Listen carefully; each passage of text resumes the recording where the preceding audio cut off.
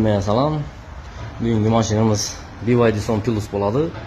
Bunun polnüsü Mercedes Halovert eldelerini yumuşak etip beratımız. Bunda yine üzüneki kişkine boladı.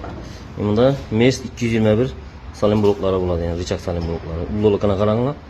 Bunda yine üzüneki hem birleri yırtılıp yaptı. Ben şunu yırtılıp yaptı. Allah kalasa iki şaravoy, iki stabilizatör çöp koyup veremiz.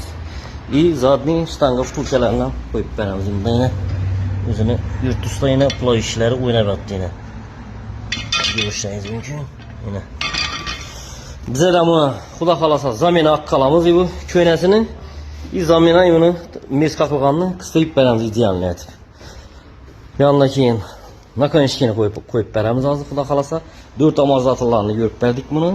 Amorzatorları yamanamaz.